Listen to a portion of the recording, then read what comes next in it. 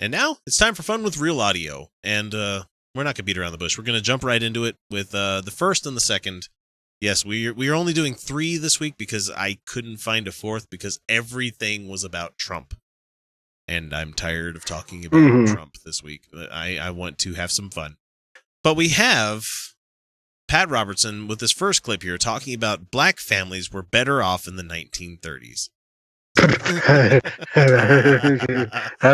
And his guest on the show is a person of color. I don't know the guy's name, and honestly, I'm not going to research it because I don't give a shit, because he's talking horrible stuff about people of his own race. So fuck you, dude. Here we go. So all of this stuff right now where we are playing the blame game, where we are killing ourselves, where we are the world is looking at black America and they're saying, what are these people doing to themselves? We don't get it.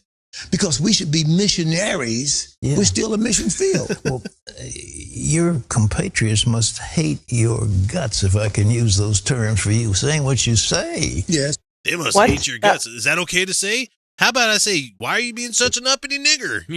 That's not funny. He's being... Wow.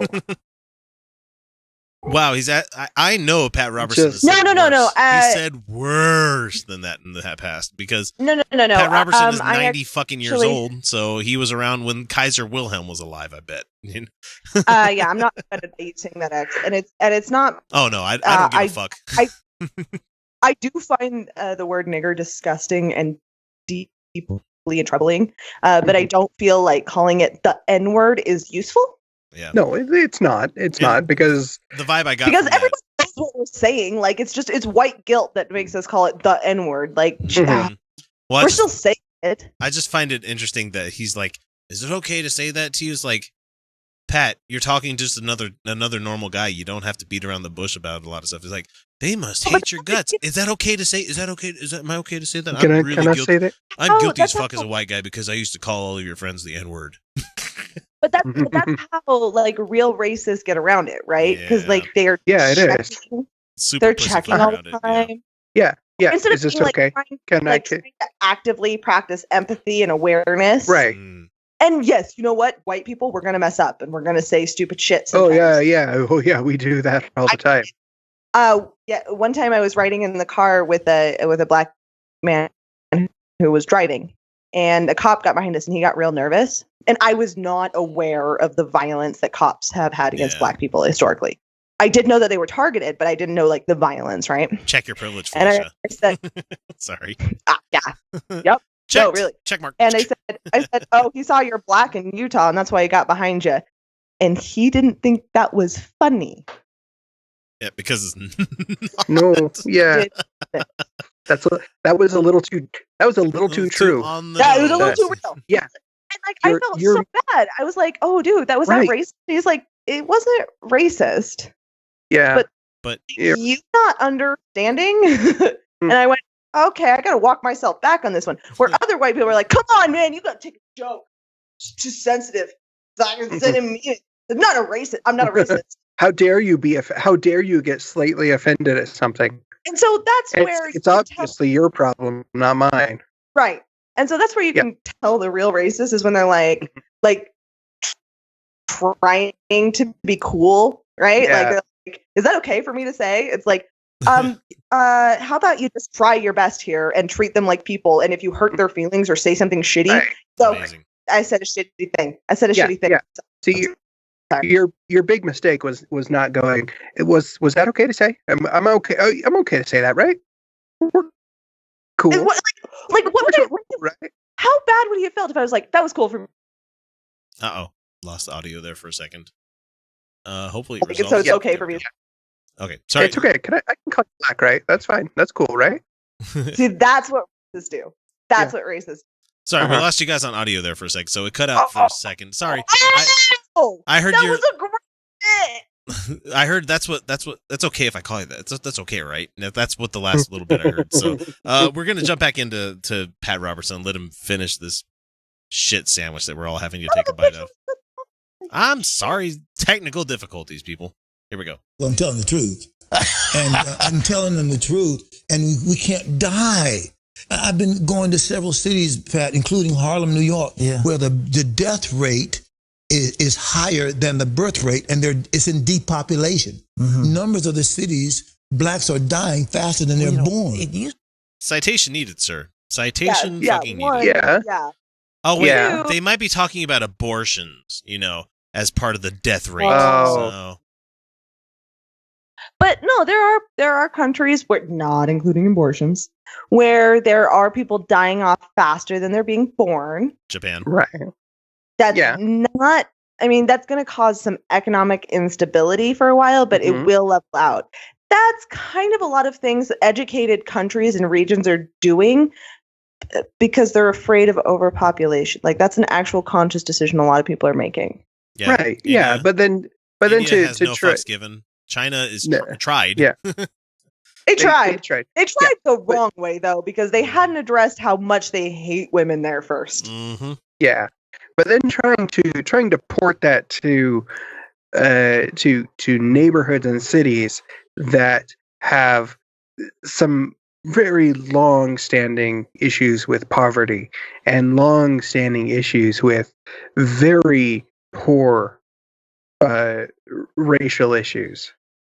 That doesn't just because Harlem has a lower birth rate than they do people getting killed.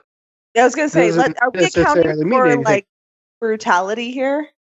Yeah, and lack of economic resources, so people turn to crime. Like, are we talking about the systemic deaths, or are we just talking old age deaths? Because there's a fucking difference. Yeah, because I can pretty much promise you, black people are not killing other black people because they're black. Yeah, accurate. That's not a starter for this thing. So yeah, no. All right, let's see what else he has to say. To be like in the 30s, the blacks were self-sustaining. They had wonderful families. They had home ownership. They were in business. No, they what happened over those years? I believe this is when we make when your belief this is when we made fun of them for messaging takes you outside of what the potential of God is in you, so that you look for something outside of you. Then what happens is you start depending on those sources, and those sources are not your source. What the shit? Okay. Fuck? What? Yeah, he added a lot of God mumbo jumbo in there, everything, but yeah, it didn't make any sense to me. Look, man, but there's a whole lot of citation needed there. Put yourself as a black American in 1930, and tell me how much better off you were back then. Well, one, weren't. Oh, where you actually had lynching, you had shanty towns, you had Hoovervilles. Yeah, Hooverville. You know what you did have in the 1930s, and the instances of racial tensions and violence was a bit lower. Actually, yeah, the 1930s was an interesting progressive time. Right. But that was mostly because everybody had a lot of other shit to worry about. Well, in the 1930s, we started to see the rise of female equality. Yeah. If you ever guys, what is it? Is it My Girl Friday? Oh, great movie. Old film. And it was made just before World War II, and it was about it's a romantic comedy, and it was about a woman who was such a great journalist, an investigative journalist, that all of her male colleagues were begging her not to retire and go start a family in the country because she was sick of the rat race, right? And she ends up not retiring. Like, it's great. But we started to see some progress. We started to see Black culture creating its own economies. They started having thriving communities. And then we bombed one of them, literally bombed one of their, like a whole block, like a whole community destroyed. Because if Blacks think they're okay, white men in suits has to just slap them down as hard as possible. There was some interesting things going on in the 1930s, just pre-World War I, just barely pre-World World War I. We were recovering from the Great Depression. There was infrastructure. There was some interesting things happening, and we were on a path to progressivism. Like, that really was happening. before I get angry letters here, Felicia is well aware that the 1930s were not when World War I happened. I don't want it. Sounded like that, but that's not when World War I happened. It happened. No. It was post World War. But I'm just saying, I'm making sure that people understand that before I get a stupid email like, "Oh, you fucking libtard, don't know when world." No, we're well aware. We're well aware. Thank you very much. One, like specifically, I know the. Oh, sorry. I don't want Sorry. The way I heard it, I was like, "Uh oh, someone's gonna say something." I see how the way I word it could be misconstrued that way, but no, I was talking about. Yeah, I was talking about the culture that had emerged from after. Yes, from this era of World War I and the Great Depression, the culture that had started a path to progressivism and more socialistic policies. Mm-hmm. And then World War II happened, and everything went to shit. Yeah. Mm-hmm. And then Tuskegee Airmen and all the other bullshit. There was some shit. Mm-hmm. And Jesse Owens and all that fun stuff where Hitler's like, I'm not gonna let that darkie in my country. Yeah, but they had it so much better than the 1930s. Pat, you remember the 1930s, don't you? Definitely didn't. There was some good strides being made, but that does not mean better. I'm pretty sure we can empirically say they did not. Nobody had it better in the 1930s, but it was most definitely not better for Black Americans in the 1930s. Remember the rant a couple of weeks ago about how I'm like the Wayback Machine, where everybody's like, "Don't you remember? It was so much easier." No. It was still a very real problem in the 1930s. Like viruses that we deal with vaccines now. Vaccinate your fucking kids. How about insulin? Insulin wasn't a thing back then either. So, how about just fucking ibuprofen? No, in the 1930s, we were still dosing kids with cocaine. Can we go back to the 30s? Man, now that you mention that, I love YouTubing the Flintstones cigarette commercials. I still love looking at those movies. I'm like, this is a touchstone for the generation that they were in.